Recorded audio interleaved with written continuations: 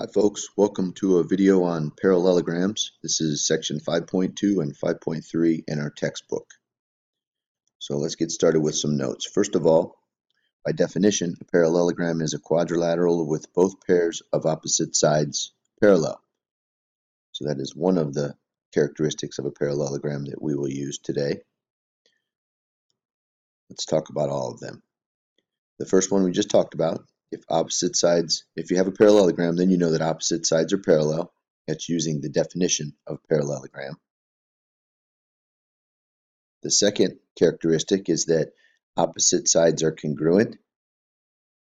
So this is theorem 40 in our textbook, not that that really matters, but if you were involved in a proof and you wanted to notate the reason, theorem 40 says that opposite sides are congruent. So not only are opposite sides parallel, opposite sides are congruent to one another.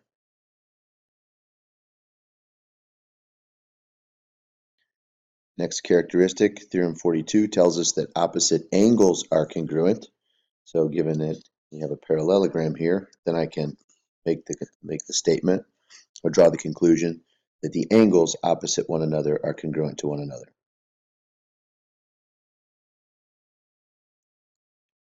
Consecutive angles are supplementary. Consecutive angles are angles that are next to one another. So if I knew that, for instance, first of all, I have to know that it's a parallelogram. And if I do, and I know that one angle is, I don't know, we'll say this is 110 degrees, then consecutive angles, that means the angles next to it, B and D, are supplementary with A. So that would make that a 70-degree angle and that as well, a 70-degree angle. We already know that the opposite angles are congruent, so we know that that would be 110. All right, next characteristic, the diagonals bisect one another. So if I drew diagonals, one from D to B, and I drew another from A to C, that diagonal would bisect that diagonal. So we would have two sets of smaller congruent segments.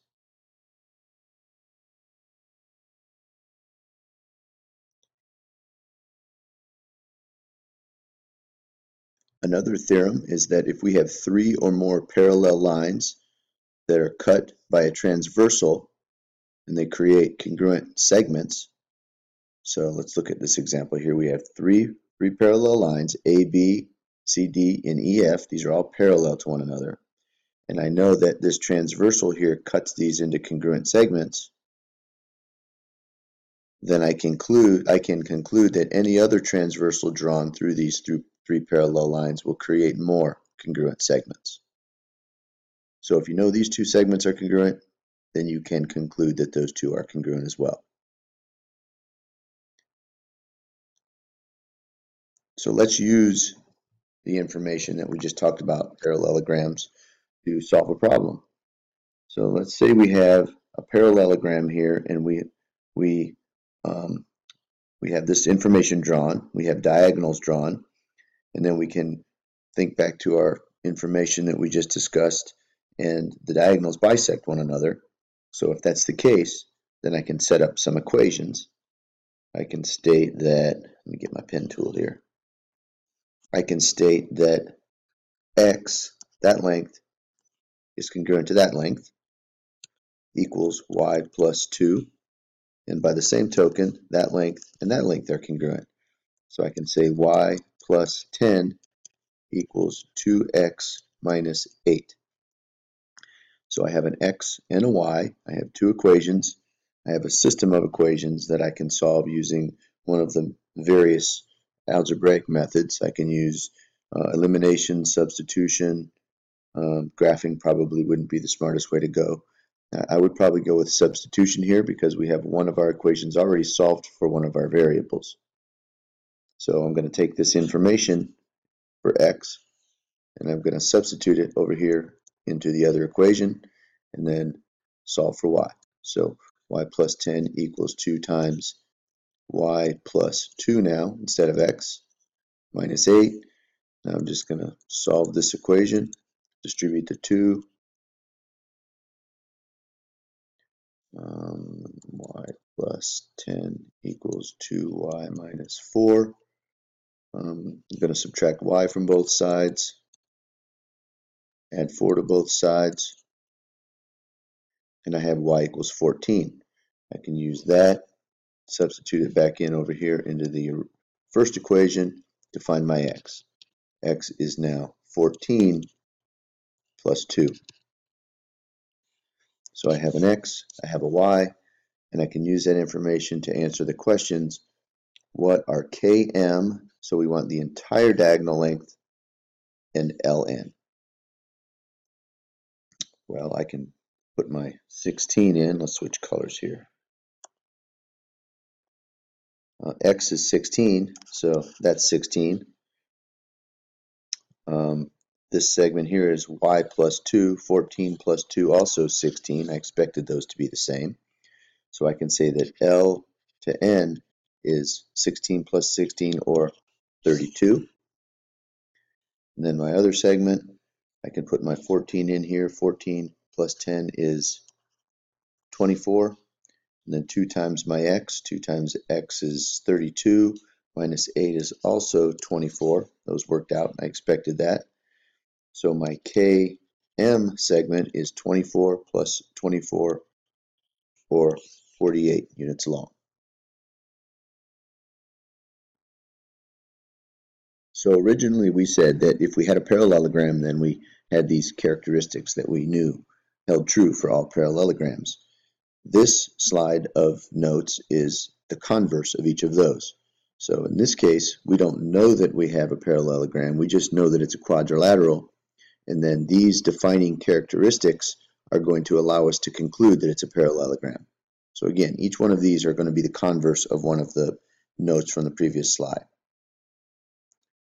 So in the first case, if I know that both pairs of opposite sides are parallel to one another, if I can somehow get to the point where I know that those are parallel, then that is enough information for me to conclude that it's a parallelogram, and the reason is the definition of parallelogram. That's what my D stands for here, definition. If I know that both pairs of opposite sides are congruent, so I don't know anything about parallel, I just know those are congruent to one another, and those are congruent to one another, that is another way for me to conclude that it's a parallelogram. In this case, we're using theorem 45. If I know that both pairs of opposite angles are congruent, so if I know angle B is congruent to angle D and angle A is congruent to angle C, then again I can conclude that it's a parallelogram, and I would be using theorem 47. If I know that one angle is supplementary to both pairs of consecutive angles, so that's important, both pairs. So in this case, if I know, we talked about 110, so that looks like it's about 110. If I know angle A is 110 degrees, and I know that angle B is 70 and angle D is 70, then I can conclude that it's a parallelogram. If I knew only one of those, that wouldn't be sufficient. If the diagonals bisect one another, so diagonal, diagonal, if those two are congruent and those two are congruent, not just one, if both relationships hold, then by theorem 48, this is a parallelogram. And finally, the only one that's a little bit different, in this case, if I know that one set of sides is both parallel and congruent, so if I know that is parallel to that, and I don't know anything about AD and BC, but I do know that AB and D and DC are congruent to one another by showing that one side is both parallel and congruent. By theorem 49, I can conclude that it's a parallelogram. So let's look at one more example of how we might use this. We're going to use algebra again. We're trying to determine what values of x and y what values x and y have to be for this to be a parallelogram. And so I have two variables. I can set up a couple of equations. I can state that the opposite sides are congruent to one another. So I can say that y equals x, not 8, but x. Let's go back and erase that.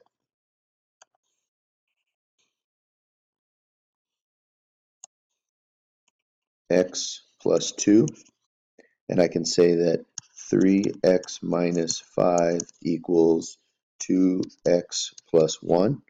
In this case, I don't have any y's, just x's, so this is simpler. So let's subtract 2x from both sides. X minus 5 equals 1. Add 5 to both sides, and x is 6.